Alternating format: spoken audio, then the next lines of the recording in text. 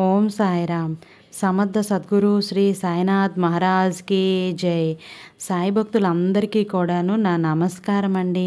అందరూ ఎలా ఉన్నారు? ఆ సాయినాథుని కృపా కటాక్షాలు మనందరిపై ఉండాలని, ఆ బాబా గారి దయ వల్ల ఎప్పుడూ ఆనందంగా సంతోషంగా ఉండాలని మనస్ఫూర్తిగా కోరుకుందాం. బిడ్డ, నువ్వు అక్కడ కనిపిస్తున్నటువంటి ఆవుని తాకి నీకు ఈరోజు బాబాగారు ఏం చెప్పబోతున్నారో ఆ సమస్యని విను బిడ్డ. నీకు ఈరోజు ఏ పరిష్కారం అయితే దానికి తగిన పరిష్కారాన్ని అందించబోతున్నారు బిడ్డ. ఈ చిన్న సందేశాన్ని ఒక కథ రూపంలో తెలుసుకొని విందు కానీ రా బిడ్డ. నువ్వు ఒక సిరిపురం అనే గ్రామంలో ఒక రైతు తన కొడుకుతో కలిసి వ్యవసాయం చేస్తూ జీవనం సాగిస్తూ ఉండేవారు. ఒకరోజు రాత్రి ఆ ఊర్లోని ఒక వ్యక్తి, సేనయ్య, ఓ సేనయ్య తలుపు తీ, ఒకసారి ఏంటి వెంకన్న ఈ సమయంలో వచ్చావు? ఎందుకు కంగారుగా ఉన్నావు? మా ఆవిడ కళ్ళు తిరిగి పడిపోయిందయ్యా, పెద్ద దెబ్బే తగిలింది, దగ్గరికి తీసుకెళ్ళడానికి కొంచెం బండి కడతావా అని అడుగుతారు. అప్పుడు ఎందుకు కట్టను, కంగారు పడకు, పద ఇప్పుడే వస్తాను. అలా సేనయ్య ఆసుపత్రి దగ్గరికి తీసుకెళ్తాడు. వెంకన్న భార్యని ఆసుపత్రి తీసుకొని వెళ్ళి వైద్యుడు చాలా రక్తమే పోయింది, సరైన సమయానికే తీసుకొని వచ్చారు అని అంటారు. ఇక ఎలాంటి ప్రమాదము లేదు, ఈ రాత్రికి ఇక్కడే ఉంచి రేపు తీసుకొని వెళ్ళండి. అప్పుడు వెంకన్న సేనయ్యతో ఇలా అంటాడు, సమయానికి భార్యని ఇక్కడ దాకా తీసుకురాగలిగావు, లేకపోతే పెద్ద ప్రమాదమే ఉండేది అని. అప్పుడు ఉన్నట్టుండి కళ్ళు తిరిగి పడిపోయింది. ఏంటో మరి పోనీలే, ఇప్పుడు అంతా కుదుట పడింది కదా. అది సరే, ఇందాక అడుగుదామంటే బాగోలేదని ఊరుకున్నా, నీ బండి కొంది కదా, నన్ను బండి కట్టమన్నావెందుకు? నా బండి చక్రం సరిచేయాల్సింది. సేనయ్య, 2 రోజుల నుండి చెబుతున్నాను ఆ పని చేసి పెట్టమని. రఘుకాడు వస్తే కదా, లేకపోతే అర్ధరాత్రి నిన్ను ఇబ్బంది పెట్టేవాణ్ణి కాదు. ఏ సమయంలో వచ్చి సహాయం చేయమని అడిగినా చేయటానికి నేను సిద్ధంగా ఉంటాను అని అంటారు. దాని గురించి నువ్వు బాధపడకు. అలా మరుసటి రోజు ఉదయం ఇద్దరూ కలిసి వెంకన్న భార్యని ఆసుపత్రి నుంచి తీసుకొని వస్తారు. కొడుకు భీమును నిద్రలేపుతూ ఉంటాడు. ఏరా భీము, ఇంకా నిద్ర లేవలేదా? తెల్లారిపోయింది. ఇక ఏంటి నాన్న, అసలు నిద్ర చాలలేదు. నాకు చక్కగా నిద్ర పట్టే సమయంలో ఆ వెంకన్న వచ్చి తలుపు తట్టితే చాలాసేపు నిద్ర రాలేదు. సరే, రాత్రి అంతా నువ్వు పడుకున్నట్లు లేవు కదా, కొంచెం సేపు నువ్వు నిద్రపో నాన్న అని అంటాడు. నాకు తెల్లారిన తర్వాత నిద్ర పట్టదు లేరా, లేచి పనిలోకి వెళ్దాం పద అని అంటాడు. పనిలోకి వెళ్తూ ఉండగా, నాన్న కానీ ముందు అన్నం వండు, వంట అయిన తర్వాత లేపు, ఇద్దరం వెళ్దాం. నీకు రోజు రోజుకి బద్ధకం బాగా పెరిగిపోతుందిరా. అయితే కష్టం. అలా ఇద్దరూ కలిసి పొలానికి వెళ్ళారు. వెళ్ళే సమయానికి వీరి పక్క పొలంలో ఆవులు పడి మేస్తూ ఉంటున్నాయి. అరే భీము, పొలంలో ఆవులు పడి మేస్తున్నాయి, వెంటనే వాటిని అవతలికి తొలుపు అని అంటాడు. మనం వెళ్ళి ఆ పశువుల్ని తోలాలా ఏంటి నాన్న? చూసుకుంటారులే వాళ్ళు, మనకెందుకు చెప్పు, మనకే బోల్డని పనులున్నాయి. వాడొచ్చేసరికి ఎంత తినేస్తాయో ఏంటో, చేతికొచ్చిన పంటను అలా చూస్తూ ఉండలేము. ముందు వెళ్ళి అక్కడి నుంచి తరిమేయ్ అని అంటాడు. సరే వెళ్తానులే, ఎవడి పని వాడు చేసుకోవాలి. ఏంటో నాన్న వినడు.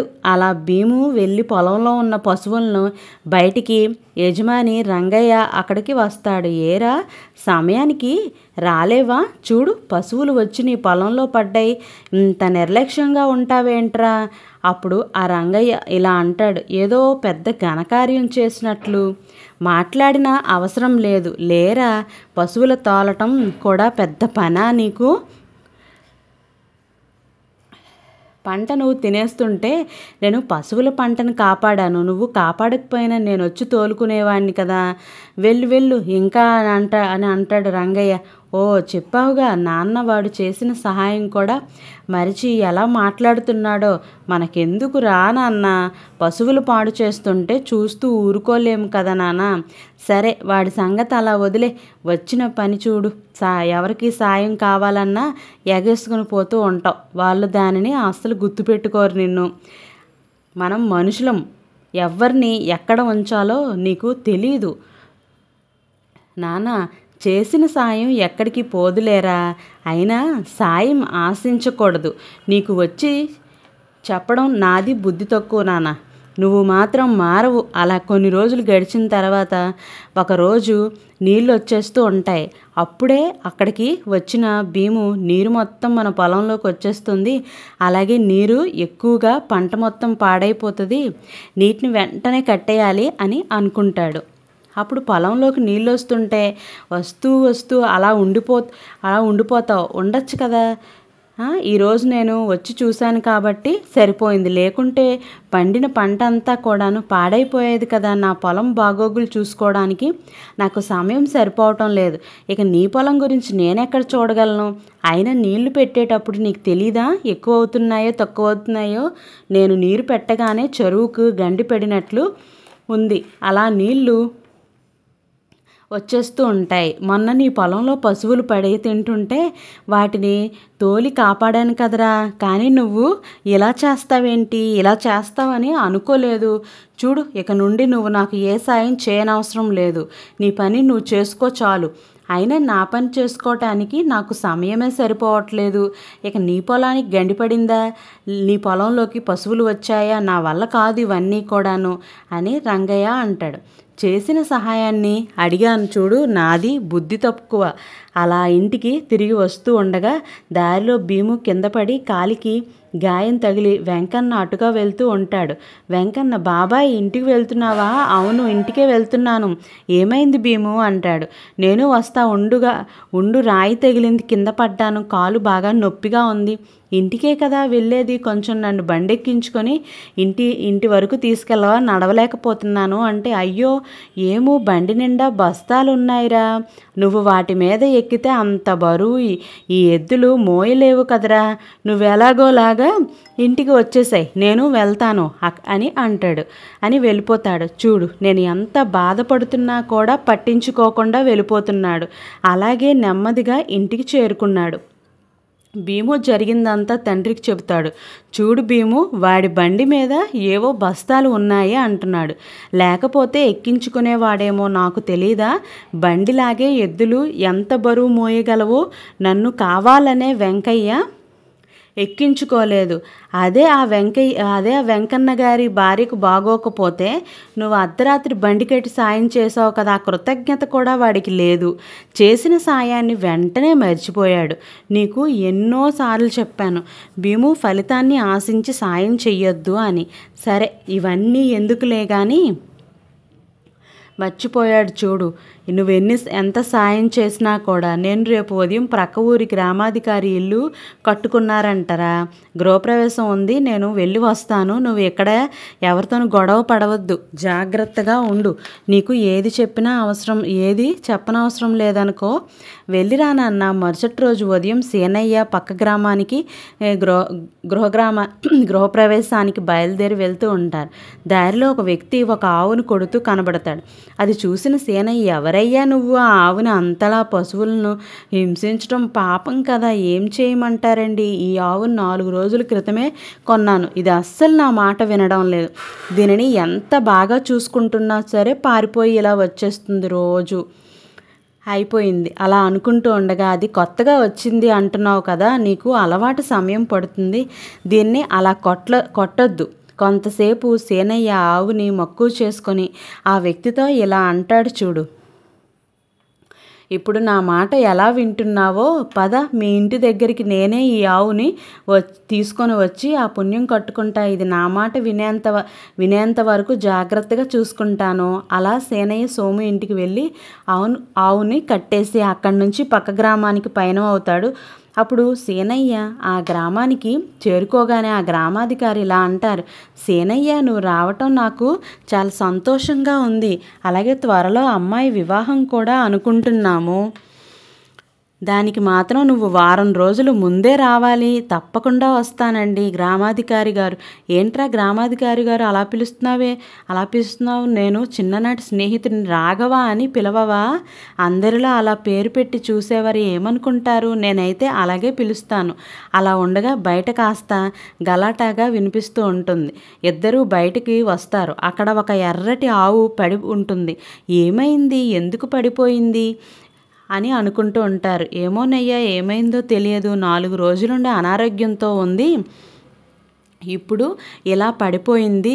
అయితే వెంటనే వైద్యుణ్ణి పిలిపించండి. గ్రామాధికారి దగ్గర పనిచేస్తే ఒక వ్యక్తి వెళ్ళి పరీక్షించిన వైద్యుడు ఇలా అంటాడు, అయ్యా గ్రామాధికారి గారు, ఆవు బాగానే ఉంది. ఇది 2 రోజుల క్రితం దూడకు కూడా కాస్త ఆరోగ్యం దెబ్బతింది. నేను మందులు ఇచ్చాను, రెండు కోలుకుంటాయి. ఏంటి ఈ ఆవు 2 రోజుల క్రితం దూడకు జన్మనిచ్చిందా? లేదే డాక్టర్ గారు, ఈ ఆవు 4 నెలల క్రితం జన్మనిచ్చింది. మీరు 2 రోజుల క్రితం అంటారేంటి? మీరు పొరపాటు పడుతున్నారు. అప్పుడు గ్రామాధికారి గారు అలా చెప్తారు. జన్మనిచ్చినట్లయితే మీరు చెప్పింది నిజమైతే మరి ఆ దూడ ఎక్కడుంది చెప్పండి. అలా వారు మాట్లాడుతూ ఉండగా అక్కడికి ఎర్రగా ఉన్నది అలాంటిదే వస్తుంది. ఇదేంటి, ఈ ఆవు అచ్చం ఇక్కడ పడి ఉన్న ఆవులాగే ఉంది. ఇప్పుడే అర్థమైంది. ఇక్కడ పడి ఉన్న ఆవు మనది కాదయ్యా. ఎవరో ఆరోగ్యం బాగోలేదని ఆవుని మన మందల్లోకి తోలి మంచి ఆవుని దొంగలించినట్టున్నారు అది అని అనుకుంటారు. అప్పుడు అలా ఉండలేక తిరిగి మన దగ్గరికి వచ్చేస్తుందిలేండి. ఎవరో దొంగ వచ్చి ఆవుని మందలోకి తోలుకుపోయి ఆ గడ్డి కిందన కూర్చుని నిద్రపోతుందంట. ఏంటో ఏమోనయ్యా, మేము ఎప్పుడు జాగ్రత్తగానే ఉంటాం, కానీ దొంగలించిన వాడు ఎవడో తెలియట్లేదు, తెలివిగలవాడయ్యే ఉంటాడు. సరే ఈ జబ్బు పడ్డ ఆవుని బయట వదిలేసి వచ్చిన ఆవుని మన మందలో కట్టేయండి. అలా జబ్బు పడిన ఆవుని ఇప్పించండి. ఎలాగో వైద్యుడు చూసి మందులు ఇచ్చాడు కదా ఆవుకి, వారికి ఈ ఆవునైతే తీసుకెళ్ళండి. ఆవు ఆరోగ్యంగా కోలుకుంటే మీకు ఇంకొక ఆవు ఎక్కువగా వచ్చినట్లే కదా, దానిని అలా వదిలేయటం మంచిది కాదు అని అంటాడు. ఆ సీనయ్య గ్రామ పెద్దగారితో అంటాడు, నువ్వు అన్నది నిజమే సీనయ్య. సరే, ఈ ఆవుకి డాక్టర్ ఇచ్చిన మందులు వేయండి. సరే గ్రామాధికారి గారు, ఇక నేను వెళ్ళి వస్తాను, నాకు చాలా పనులైతే ఉన్నాయి అంటారు. అంత తొందరగా ఏముంది, ఇలా వస్తావు అలా వెళ్ళిపోతావు. సరే, వారం రోజులు ముందే రావాలి, ముందే చెబుతున్నాను. అలా తిరిగి ప్రయాణం అవుతాడు. ఏంటి, నేను వస్తున్నప్పుడు ఈ ఆవుని ఆ సోము దగ్గర చూశాను కదా, కానీ ఆవుని కొన్నాళ్ళ క్రితమే కొన్నానని చెప్పాడే. అయితే తప్పకుండా ఆ దొంగతనం సోమునే చేసి ఉంటాడు. అందుకే ఆ ఆవు సోము మాట వినలేదు. ఒకసారి సోము ఇంటికి వెళ్ళి చూద్దాం, అసలు విషయం తెలిసిపోతుంది కదా. బయలుదేరి సోము ఇంటికి వెళ్ళిపోతాడు. వెళ్ళేసరికి సోము ఉంటాడు. సోము, ఏమైంది, నీకు ఇన్ని దెబ్బలు తగిలాయేంటి? ఏం చెప్పమంటారయ్యా? ఆ ఆవు మళ్ళీ కట్లు తప్పించుకుంది. అడ్డుపడినందుకు నాకు ఈ దెబ్బలు తగిలాయి. మీరు వెళ్ళిన కొద్దిసేపటికే ఇదంతా జరిగింది. నాకు అబద్ధం ఆడుతున్నాడని అప్పుడు అర్థమైంది. నువ్వు ఆ ఆవుని దొంగిలించి తీసుకొచ్చావు కదా, ఆ విషయం నాకు తెలుసయ్యా. మీ దగ్గర ఇక ఈ నిజం దాచలేను. నేను చాలా పేదవాడిని. నా ఆవుకి జబ్బు చేసింది. అది చచ్చిపోతే నా జీవనాధారం పోతుందని నేను అలా చేశానయ్యా. కానీ తీసుకొచ్చిన ఆవు కూడా పోయింది. నేను పెంచుకున్న ఆవు కూడా లేదు. దాని దూడ నా దగ్గరే ఉంది. దానికి కనీసం పాలు కూడా లేవు. కంగారు పడద్దు. ఇదిగో ఈ మందు ఆ దూడకి కొన్ని పాలు కొనుక్కొచ్చి పట్టించు. నువ్వు చాలా పెద్ద తప్పు చేశావు సోము. తీసుకొచ్చిన ఆవు పక్క గ్రామం పెద్ద ఆయన గ్రామాధికారి గారిది. ఆ మందలో నుంచి వచ్చింది. గ్రామ పెద్ద ఆవు అయితే నాకు చెరసాల వాసన తప్పేటట్లు లేదయ్యా. దయచేసి ఈ విషయం ఎవరికి చెప్పకండి అయ్యా. మీకు పుణ్యం ఉంటుందా? పేదవాడిని వదిలేయండి అయ్యా. చూడు సోము, నాకు అనుమానం వచ్చింది, కానీ నేను ఇక్కడ నీ పరిస్థితి చూసిన తర్వాత నాకు బాధగా ఉంది. సరే, నువ్వు ఒక పని చేయి, నాతో రా, ఆ గ్రామ పెద్ద దగ్గరికి వెళ్దాం. అమ్మో, నేను అక్కడికి వస్తే నేను రాను అక్కడికి, నన్ను చితక్కొడతారు, నేను రానయ్యా అంటాడు. నన్ను భయపడాల్సిన అవసరం లేదు, నువ్వు నీ ఆవు నీకు ఇప్పించడానికే తీసుకొని వెళ్తాను. ఆ గ్రామ పెద్ద నాకు చిన్ననాటి నుంచి స్నేహితుడు అని చెప్తాడు. వాళ్ళిద్దరూ కలిసి పక్క గ్రామానికి వెళ్తారు. ఏమిటి సేనయ్య, మళ్ళీ వచ్చో, ఏమైనా పని పడిందా? ఇతను ఎవరు చూడండి, గ్రామ పెద్దగారు. నేను చెప్పేది కాస్త ఓపికగా వినండి, విన్న తర్వాత కోపం తెచ్చుకోకండి అని నాకు మాట ఇవ్వాలి అని సీనయ్య అంటే జరిగిన విషయం అంతా గ్రామ పెద్దకు వివరిస్తాడు. వెధవ, ఇంత పని చేసావా? నిన్ను చూడు, ఇప్పుడు ఏం చేస్తాను? నేను ముందే చెప్పాను కదా మీకు కోపం తెచ్చుకోకూడదు అని. అది గ్రామ పెద్దగారు, వాడి పేదరికమే వాడిని అలా చేయించింది. దయచేసి వాడిని క్షమించి వాడి ఆవుని వాడికి తిరిగి ఇచ్చి పంపించండి. మందులు కూడా ఈ సామయ్యకు ఇచ్చి పంపించండి. నా చిన్న స్నేహితుడు నిన్ను వదిలేస్తున్నాడు, లేకపోతే నువ్వు ఈ పాటికి చెరసాలలో ఉండేవాడివి. అలా ఆవుని సోముకి అప్పగిస్తాడు. సేనయ్య వారు తిరిగి తమ సొంత గ్రామానికి పైన అవుతారు. అయ్యా, నీకు చాలా కృతజ్ఞతలు. మీరే గనక లేకపోయి ఉండుంటే నా ఆవు నాకు దక్కేదే కాదు. అలా ఆరోగ్యం బాగోలేదని పెంచుకున్న ఆవును వదిలేయకండి. నువ్వు చేసిన చాలా పెద్ద తప్పు. సరే, ఇంకెప్పుడు అలా చేయకు. ఇక సేనయ్య ఆ విధంగా ఇంటికి చేరుకున్నాడు. కొడుకు భీముతో ఇది కూడా చెప్తాడు. నువ్వేమో ఊర్లో అందరికీ వాళ్ళు మాత్రం మనకు ఎవ్వరు అవసరమైనప్పుడు ఒక్కడ కూడా ఉపయోగపడ్డు. ఇలా ఆలోచిస్తే ఎలారా భీము? నువ్వు ఎవరికైనా సాధ్యమైనంత మళ్ళీ చెప్తున్నా తిరిగి ఫలితాన్ని అయితే మాత్రం ఆశించవద్దు. నువ్వెప్పుడు ఇలాగే చెప్తావు నాన్న. సరే, ఇంకా వెళ్ళి పడుకో.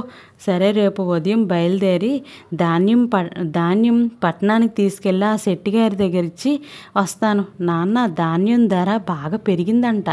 అలాగే వెళ్ళిరా, ధాన్యం బస్తాలు ఎక్కువసార్లు తీసుకొని వెళ్ళిరా. ఏంటి 2 సార్లా? ఎందుకు? మొత్తం ఒకసారి తీసుకెళ్తా.